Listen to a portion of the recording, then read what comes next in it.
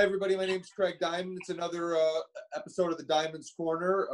This is an exciting episode for me. I got one of my entrepreneur heroes for many years, Guy Sako from Defense Soap, is joining us. How you doing, Guy? I'm doing good, Craig. How are you? Good, good. So I've been seeing you around forever, for the last decade or so. From trade shows, just, we kind of serve the same market. And, I've always looked up to your brand and the products you make and just how you stay true to the problems you guys are trying to solve, just like we focus on being the best in the world at what we're trying to solve. And so in this episode, I want to talk a little bit about your business, how you started, some of the challenges maybe, and some of the high points, and learn a little bit about it. So how did the whole Defense Soap start out? Way back in like 2005. I think that's when we first met, probably at one of the UFC fan expos way back there, I believe. My entire wrestling team had ringworm. I coached a club with 100 kids in it, and every single kid had ringworm.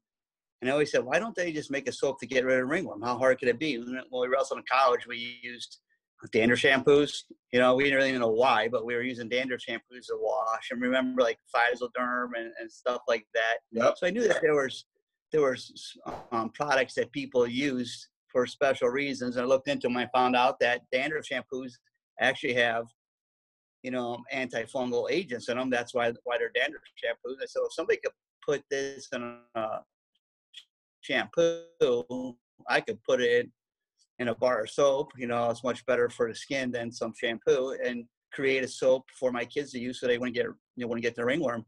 And it worked. At that time, I wasn't starting a business. I was just making soap for the kids. I actually had a lady make it for me for the kids just to control the ringworm. And it did a pretty doggone good job. And next thing you know, people were saying, hey, can we get some more of that soap? We need some more of that, that soap. And we started producing them. And let me ask you a question. Sorry. Business was born. That's interesting. So when you started, did you start making some special soap, or did you start making your own concoction? And I mean, how did you get the first batch, or were you just using kind of the dandruff shampoo soap? No, I looked at what was in dandruff shampoos. Shampoos have a lot of really bad things in them. I was looking at like the side effects and the ingredients in shampoos. They're not that good, to be honest with you. So I started looking at, I was going to make this bar of soap without those ingredients. How am I going to get a bar of soap that's effective, without, harsh chemicals or actually poisonous chemicals?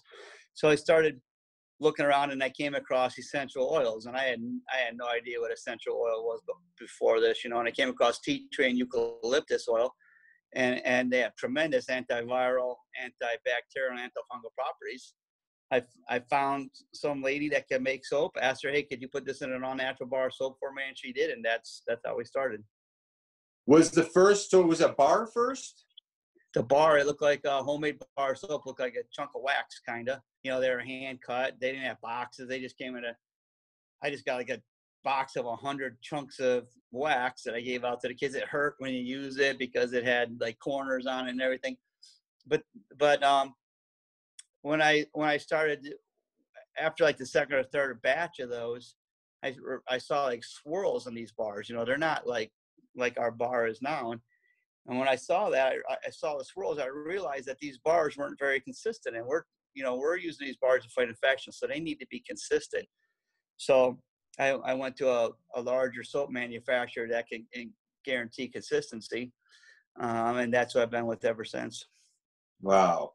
And so when you had those first do you have any of the first bars left of your first? Oh, I actually just got rid of them. They're 15 years old, and they got so kind of funky looking over the years that we just moved. We moved into our brand new building, and we threw away a whole bunch of stuff that I probably will kick myself in 10 years for throwing away. But we're in our brand new building. I left a lot behind, including some of those bars. So, I mean, naturally, so you got the new manufacturer, you got the consistency down. I know I mean, nowadays, I mean, you've been growing, you've been feeling the need for a lot of, not only wrestlers, but combat sport athletes and all sorts of different markets. What was like some of the bigger challenges from kind of going to the early days to maybe scaling to where you're at now? I mean, do you remember any of the tough growing pains that you can remember? The funniest part about it is when I first started marketing, like starting to approach people about myself, I was typing emails. And this is how bad of a businessman I was. I was typing every single email word for word. And someone said, "Hey, what are you doing?" I'm like, "I'm sending emails." They're like, "Why don't you just copy and paste that?" And I'm like, "Copy and paste? What does that mean?" So they had to show me how to copy and paste my email. And then they're like, "Why don't you just blank carbon copy all those people?" I'm like, "What the hell does that mean?" And so they had to explain to me, like, I mean, that's how bad of a businessman I was. I didn't even know how to use Hey, you were hustling. You were doing what you could do. Yeah, I was typing every one of the word for word over and on. And I'm a hunt and pecker, so like typing is not the best for me. So I mean, that's where I came from, and I still have my old ledgers. We're looking at, my first real major shipment was like 300 bars, and I would subtract every time I sold a bar, and the ledger is kind of funny. I just brought in 150,000 bars the other day, and that's going to get me through the next couple months, and then I'll have another, 150,000 come in. It's completely different. But, this is actually the most challenging time I've ever had in 15 years is, we're in this new facility. We have 20, 25 different SKUs right now. And all of a sudden with this virus, all the bottles are gone. Can't find bottles to put my soap in. It's crazy. We have labels, we have pictures, we have marketing material. We have a line that looks, pretty decent when it's put together. And now we're just putting soap in anything we can to get it out of here. It is kind of challenging right now. And we're not talking like, I don't need like 20 bottles. I order 60,000 bottles at a time. So it's a challenge. Wow. So, I mean, for anybody listening right now, it's April 8th, 2020. We're going through this COVID pandemic where really, unless you're an essential business on a lockdown. So, yeah, this is in a way your Super Bowl. I mean, for what you guys do, you think, but business is tough, and you need products and packaging. And I remember similar times with our products where we had trade shows and I needed 1,500 cups, and they just weren't coming. They were on a ship locked in a port because of the strike, and you're just stuck. I mean, we had Joe Rogan talking about our products on the UFC, and the whole world wants it, but we can't get it because. So I know what it's like, and people say it's a good problem to have, but it's not, and it's a tough problem to have. Now, what are you guys going to try to do? What do you think you can do for a solution? Now we're looking at alternate packaging. What this taught me though is how fragile my supply chain really was. And we do everything domestically. We don't have to worry too much about ports and stuff like that. But we're not a huge player. We're not a small player by any means, but by no means are we a huge player. So when Clorox comes in and Clorox books a facility for the next month, guys like me get pushed out. So I realized who my friends are really fast in this. And I realized who I can count on, and those will be the people that we're going to do business with moving forward. We've got, like, for example, I'm kind of all bottle distributors. I go straight to the manufacturer. I'm buying truckloads of everything at a time. I mean, they'll talk to you. If you're going to order semi-truckload of bottles, you're going to order 60,000 bottles, they'll talk to you. If you're ordering 10,000 bottles, you have to go through a distributor. We're doing truckloads now. We're to that size anyways. We should have been doing it a long time ago. So, we're doing that to just take one more step out of that supply chain so we don't have to depend upon anybody. We learned that. So that's the main thing. Our soap is solid. We have more soap than we have bottles right now. So how long has the company been in business for? Since 2005. 2005. Okay. So, and how many employees do you have working for you now about? I have 12 now. So where are you based out of? Well, we're in Ohio. I'm in a little town outside of Cleveland, just west of Cleveland, called Vermilion. That's where I Yep. live. I just built this facility here. It's 12,000 square feet and has 4,000 square feet of mat space in the back. Wow. Now, are you mat. still wrestling and coaching and getting on the mat yourself? I still coach, but I don't wrestle too much anymore. I show a little technique every now and then, but I have 9 assistant coaches in my program. All 9 wrestle Division I college wrestling someplace. So I have a really stellar staff, and they're younger guys. They do the technique.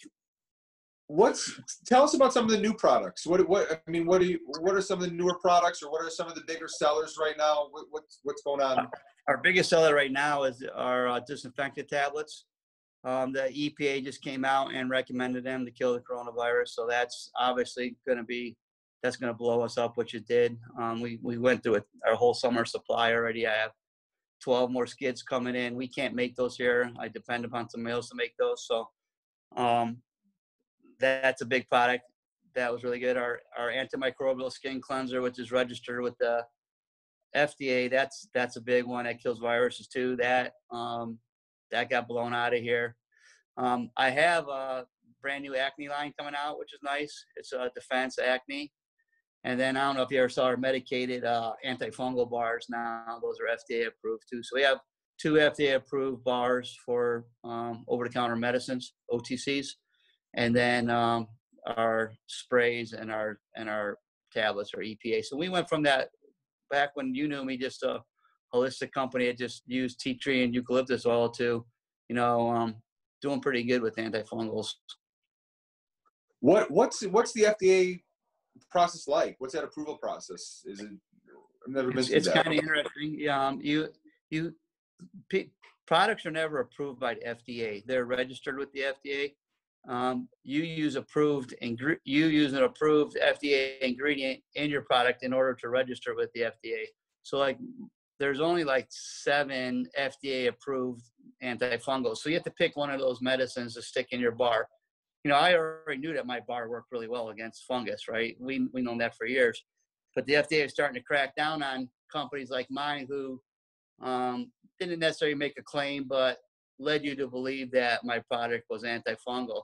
And I knew that sooner or later they were going to come knocking on my door and tell me to knock it off. So what I did is I got ahead of the curve. I went out. I got the medicine to put in the original bar. It's just the original bar soap with the medicine in it. And then you make the batches, and you send the batches to the FDA, every single batch. We send it to a reporting facility that reports back to the FDA. They test it. They make sure that they're consistent. That goes back to that consistency thing that I saw 15 years ago really paid off now, because we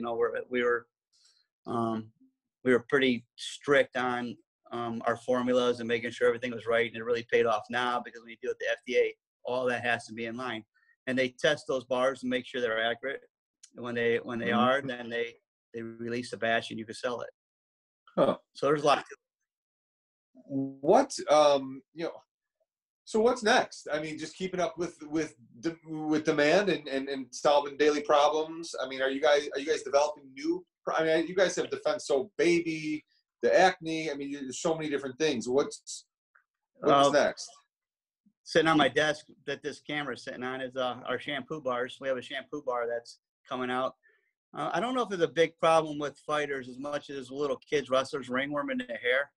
Little kids get ringworm in their hair like crazy. Really? Wrestlers, absolutely. And I have a new shampoo bar. It's a bar soap that works that's actually a shampoo with the same antifungal medicine in it. So we're going to help through that. A lot of people won't even think that's even an issue, but if you're involved with youth wrestling, it's a huge issue, and it'll be a dandruff shampoo as well, because it kills fungus.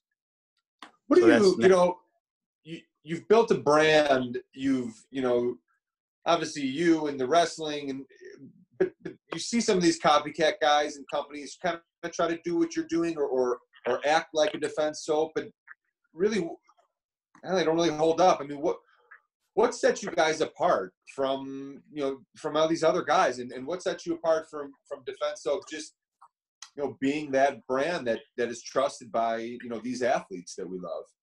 I think there's a couple of things. We were first to market. We actually created the first bar soap specifically for combat athletes. So everybody else is kind of jumping on the bandwagon. But we picked the best ingredients right off the bat. I did a lot of research. I didn't just go out there and grab, hey, this looks good and this looks. I grabbed really good ingredients. So anybody else who came out after me had to either copy me exactly or grab a lesser ingredient. So right off the bat, we were good there.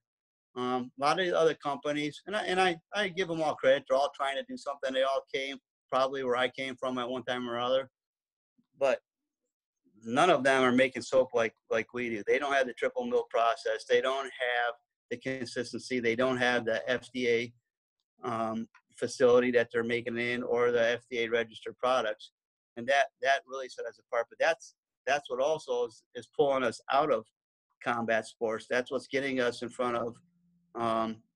That's why we're big on Amazon. That's why Walgreens. Walmart's looking at us really good right now. We're ready for that next level. We'll never lose our wrestling roots, but we're going to move to the next level. The other thing too is we're wrestlers, and I think we're a little arrogant. We think we're the hardest workers. I'm going to outwork anybody. Anybody who tries to compete with me, I'll just let's go. It's a match. Let's get it on. Even if it's an email at a time, you'll sit there and stay up late. One bar at a time, one email at a time. Doesn't matter to me. That's what's been inspiring. And as I believe your business is a step ahead of our business. You started with a product. If it's good enough for the ringworm for these youth wrestlers, then it's going to be good enough for all of America. But your brand is authentic, and you guys give back to the wrestling community. You are a wrestler. And that's kind of how we are. So if we can make groin protection good enough to protect these fighters, then we're seeing now our Major League Baseball players are wearing them, and Little League baseball players, and lacrosse and hockey, and it's trickling in organically to other markets. And there's an authenticity to your brand and your roots, and I think that's helping you make a product that's actually going to solve a real problem, but also slowly get beyond the market. And it's cool to hear that you're talking about the Walmarts and those big guys and getting ready for that. And I think kind of the backlog in bottles and some of the issues that you're dealing with now is great training and growing pains for when you do get to that, to compete against the real big guys, and your stuff is selling off the shelves there, is to keep up with demand, all across the country and the world. Am I right? Oh yeah, that's definitely a learning curve, and scalability is a term that they throw around. Can you scale? Can you scale? Well, if I know it's coming, I can scale. Nobody saw this virus coming. And to be honest with you, we've been going 80 hours a week, 7 days a week. We had 2 days off since this thing started way back March 13th or whatever. Wow. My crew's been going pretty hard, and we just now are starting to run into supply problems. So we scaled. We're ready to scale, and we're already like recuperating for the next round. And that was a big question that some of these suppliers had with us, like, yeah, this little wrestling company's gonna be able to handle what we throw at them. They forgot the first part was the wrestling company. Yeah, we're going to handle whatever you throw at us. It might set us back a minute, but we have a big deal going on with Ford right now. Ford Motor Corp. That's a pretty big deal. We've already been approved to be used inside of their vehicles, and we're looking to get into their plants now. So that little wrestling bar that began in my basement is about to, partner up with one of the largest corporations in America. Amazing. It's an amazing story. I know a lot of people that are going to be watching this are entrepreneurs, and they're building their own company. They're starting something new. One more question, then we'll wrap up, because you're busy enough. What would you say about the raising money aspect in a business? I know a lot of entrepreneurs, including myself in the early days, always was focusing on, we need to raise money, instead of just selling product and getting customers. Did you have experience in that, or have you been bootstrapping it all along? What would you say about that? Yeah, what was interesting is I was a Cleveland policeman. You know, I spent 25 years in the police department. So the first 8 years that I ran this company, I didn't pay myself a penny. I just, anything I made, I put back into the business. I enjoyed the business. It was part of me. And I already had a paycheck coming from the police department. So I just kept investing in my company. And to this day, I'm not the highest paid guy in my business. I don't really put value on Me neither. the, you know, it happens. I like to tell my wrestlers and anybody who listens to me, you know, if you don't enjoy the journey, don't take the trip. You know, and that's, you know, you have to have a passion. You have to enjoy what you're doing, or else you're just going to work. And Yep. if you're just going to, why the hell do you want to start a business? You know, go work for somebody else and let them have all the headaches. You know, enjoy you have to enjoy it, because the stress and you know, you wake up at 3 o'clock in the morning wondering how you're going to pay your people. I'm sure you've done that before. Yep. You know, you better enjoy what you're doing, or else that'll kill you. You know. Well said, Guy.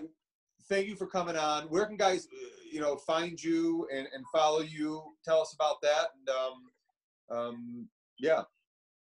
We have a pretty active. Well, last month we haven't done anything because we're in here, but our Instagram, you know, is Defense Soap. Our Twitter's Defense Soap. Our Facebook page is Defense Soap. Right now, you know, we partner with the UWW this summer, United World Wrestling. They're the governing body of wrestling and grappling in the world. They govern the Olympics. They govern the World Championship. They govern everything. We're the first and only product they've ever endorsed for anything. Wow. Their commission said, we will be using Defense Soap from here on out with our athletes and around the world. So you can find us on UWW's page. They just did a Take the Defense Soap pledge on Instagram. So, I mean, we could be found. And of course, we have our own website. And if someone wants to buy your soap, what's the best way to get it? Amazon or Defense Soap, or call my cell phone. Okay. Guy, it was awesome. You've been an inspiration. Seriously, you continue to be an inspiration. And, you know, I'm going to keep trying to grow my business the same way you did, and, you know, with passion and solving a real problem and needs for the athletes we love, and keep going. So thanks a lot for coming on, and we'll talk soon.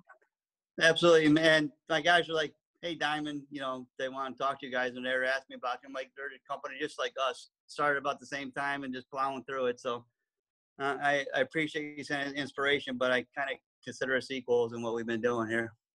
Thanks. So, that means a lot. It really does. So go out and fill that soap, and we'll talk to you soon. Thanks for coming on. Thanks, Craig. All right. Stay safe.